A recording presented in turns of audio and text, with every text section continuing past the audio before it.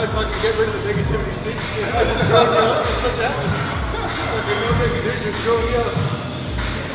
Oh, that's intimidating. That's intimidating. That's right.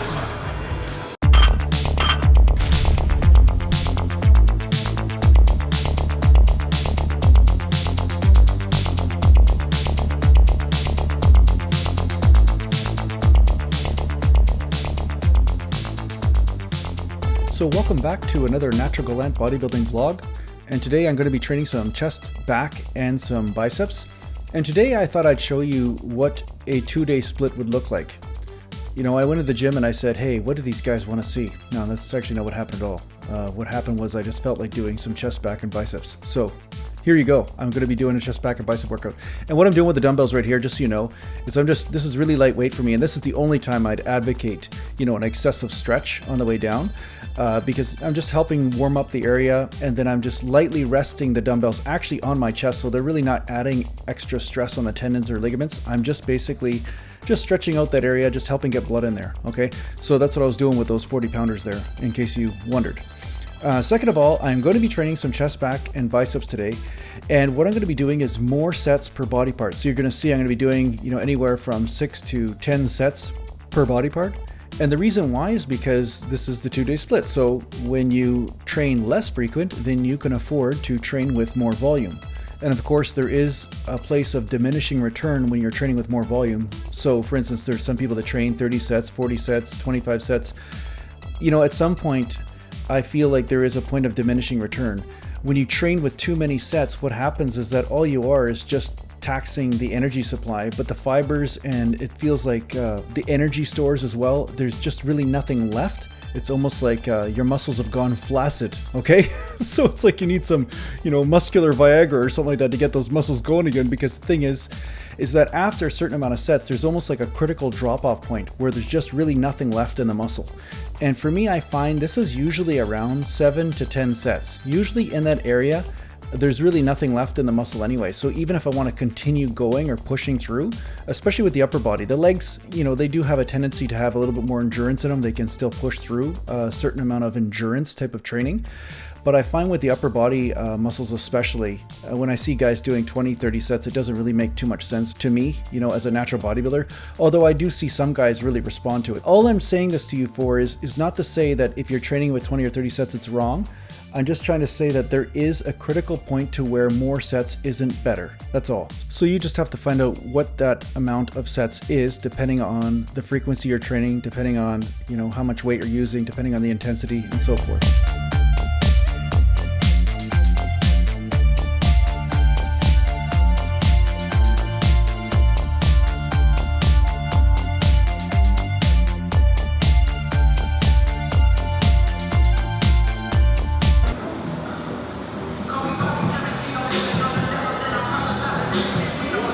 Well, we all have our traditions.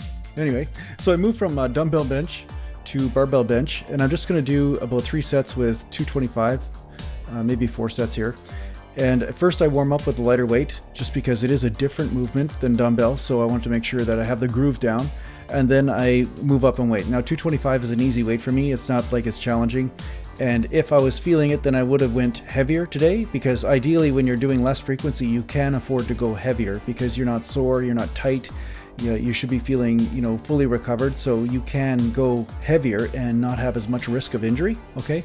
But today I just felt like 225 was the right weight. It didn't feel like I was stable enough, or just sometimes you just feel it, you know, you just feel when you have it. You just feel when, hey, I should be doing way heavier weight or just pushing through. But today I just felt, hey, it's just safer to go with a lighter weight and just pump the blood in there, right? So that's what I'm doing.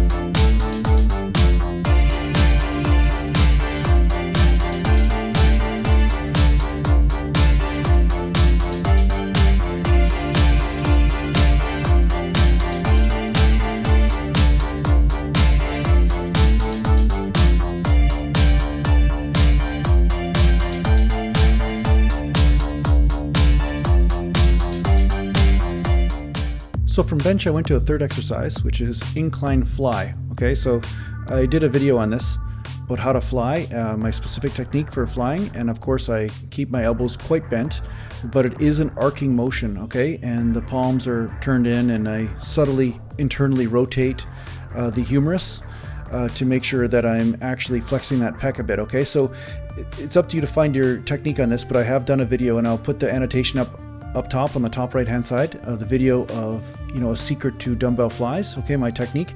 And basically this is how I finish it off, because I've got the nice pump, you know, and I'm using the pump and stretch method, which I've done also a video on, where basically I pumped up the chest as much as I can, and now I'm getting a good stretch in there and getting those muscle fibers to really kind of pull and really get that nice reaction, okay? And here I just did one little rep of presses after doing flies just to kind of extend the set. So from there I went to bent over dumbbell rows, because I'm going to start training some back now. And a few of you have been trying this exercise and getting some pretty good results.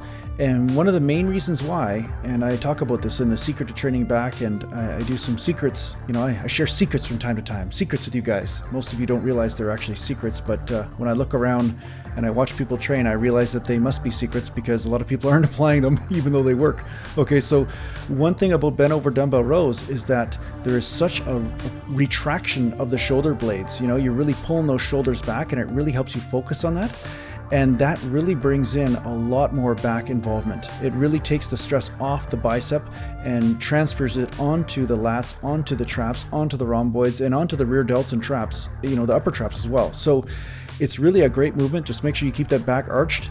And if you don't know how to do this exercise, I did do a video on this, how to do a bent over dumbbell row. So make sure you watch that and you'll get some tips on that, okay? But this is one of my favorite exercises for back.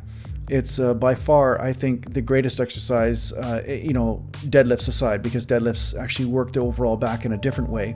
But if you really want to work on that width and really want to work on that thickness, this is a great overall movement for that.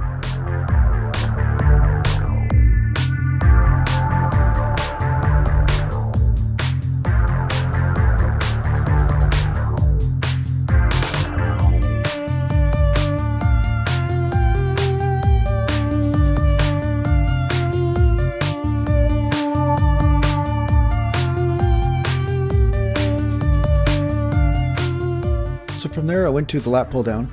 And the reason why I'm doing lat pull downs more than pull-ups lately is just because mostly of my torn labrum in my shoulder, I can do pull-ups.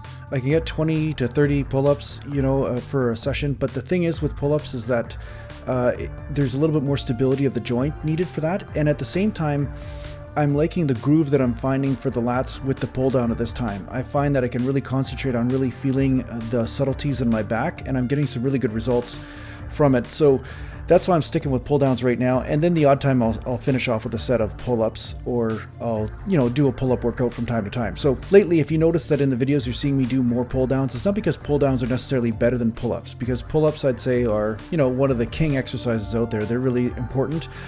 But it's really more about what you feel, okay, and what helps you connect to the muscle and help you challenge that muscle. So right now, because of the environment that is created from my hockey injury in my shoulder, I find this type of movement seems to be easier for me to really concentrate on the lats and not concentrate on the instability of my shoulder, okay? So that's really the thing. You know, whatever your weak link is in the exercise will basically be the limiting factor in the set.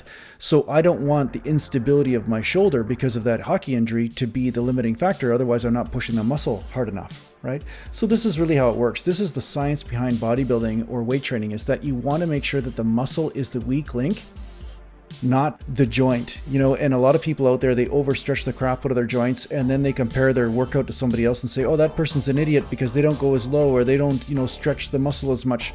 But the truth is the person's actually making their joint the weak link, and one day when the joint snaps, then they won't be able to train anymore. So you want the muscle to be the weak link. You don't want to overstretch the muscle, because once you've stretched the muscle to full capacity, now the stretch starts to go towards the joints, and that's not what you want, right?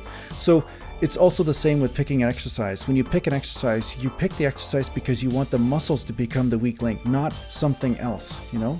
Otherwise, you're actually training in that capacity. You're not training the muscles, you're training something else, right? So as a bodybuilder, you want to train the muscles, you know? So from there, I went to some bicep curls, and I just planned on doing a smaller workout for biceps because I did lots of sets for chest, and I did about 9 or 10 sets for back. So now I'm going to go and do about 5 or 6 sets for biceps, and I'm not showing you all the sets here, but I went to the 50-pound dumbbells.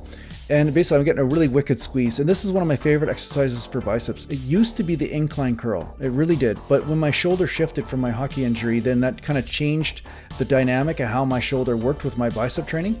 So I find sometimes incline curls can be harder on my shoulder, they overstretch the front delt because of how my shoulder sits in the joint right now, but all's fine. You just adjust the exercise and then it works great. So I find I'm getting really good bicep development from this, and you'll notice that my biceps are not my limiting factor at this point in my training anyway. I mean, I probably have a lot of limiting factors, but biceps aren't one of them at this point. And this is the main exercise I'm doing most of the time. I'll do barbell, I'll do dumbbell, but this one really enables me to keep the tension on the bicep and really get a good squeeze. And then sometimes, you know, use heavier weight and swing a little bit, but really get that weight up there, you know, because you want to push yourself beyond your own limitations. So I find a lot of people, they get stuck in too strict a form, and that limits their set as well.